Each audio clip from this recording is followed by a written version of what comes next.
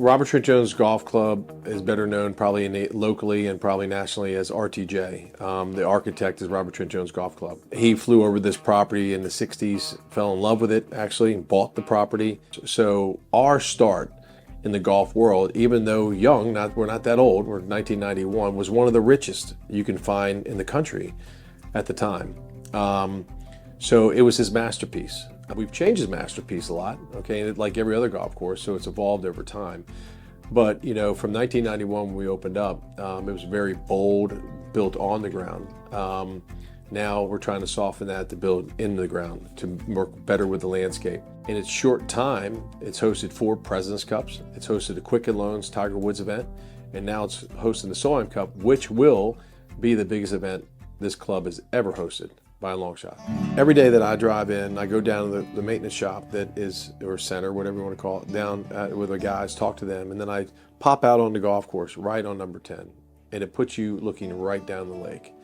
And that's the view when you sit there and go, whoa, you know, and it doesn't stop. I mean, I've been here 30 years. I'm superintendent for 20, going on my 25th year.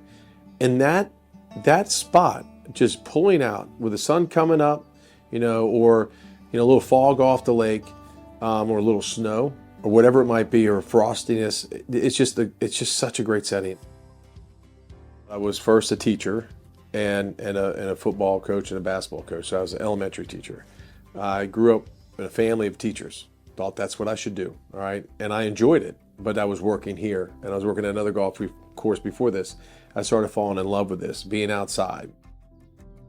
Still think we have a great product here. We have a great environment here. We've got a great learning environment, but we don't just stop there. When they leave, we're still there with them. We're still, I mean, and right now down at the maintenance shop, which now all the volunteers are out, a lot of guys that worked for me in the past as interns that are now superintendents are back. It's a strong group that've been with me for a long time, and they care about this place almost as much as me. They could probably argue they care about it more than me. But we got a lot of people that are over 15 years, you know, that've been with me. And they care about this place like it's theirs because they have other chances to go other places. And they didn't. They stayed with us. So the pride that I see right now, how they're talking to people, how they're introducing themselves to people down there. We got 75, almost 80 volunteers from across the world. And you could just tell and I highlight them too in meetings, how great they are.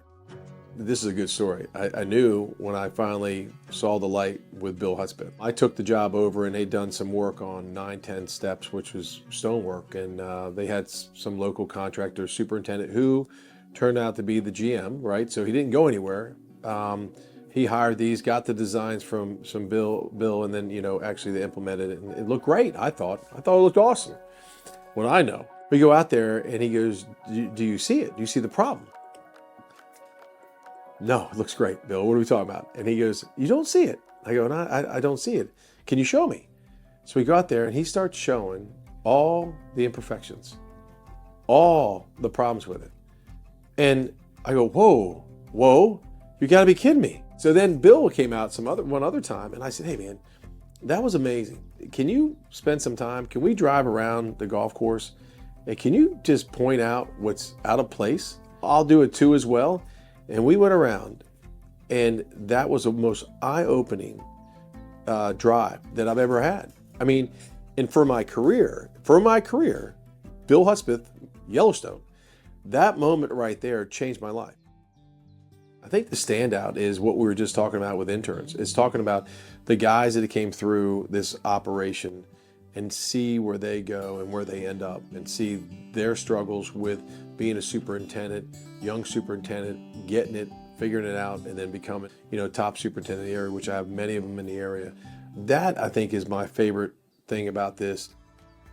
There's some great moments with every tournament that we do really well at, or we get through a big, you know, rain event or a hurricane or whatever, and we clean up real good. There's so many wins, right? There's a lot of losses along the way. There's so many wins. But seeing the guys experience that with you every day, they breathe it, they eat it, everything about their life is this place. And they go on and they go and do great things. I think that's a reward.